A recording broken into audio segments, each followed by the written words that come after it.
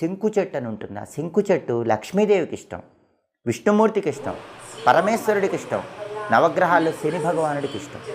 అసలు ఇంటి ఆవరణలో శంకు చెట్టు ఉంటే లక్ష్మీనారాయణుల అనుగ్రహం, శివుడి అనుగ్రహం, శనీశ్వరుడి అనుగ్రహం కలిగి అద్భుతంగా అదృష్టం కలిసి వస్తుంది. శంకు పూలు వీళ్ళందరికీ ఇష్టం. అందుకే 5 సోమవారాలు శంకు పూలతో శివుడిని పూజించి పూజ పూర్తయ్యాక ఆ శంకు పూలు పారే నీళ్ళల్లో వదిలిపెడితే మీకు ఆర్థికంగా బ్రహ్మాండంగా కలిసి వస్తుంది.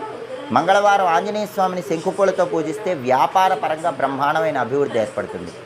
బుధవారం విష్ణుమూర్తిని శంకుపూలతో పూజిస్తే వ్యాపారం, ఉద్యోగంలో తిరుగులేని విజయాలు వస్తాయి.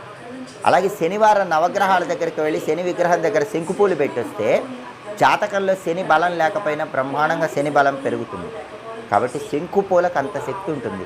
శంకు చెట్టుకి అంతటి ప్రత్యేకత ఉంది. ఇంటి ఆవరణలో శంకు చెట్టు పెంచిన, శంకు పూలతో పూజ చేసిన అద్భుతమైన విజయాలు సిద్ధింపజేసుకోవచ్చు. ఇలా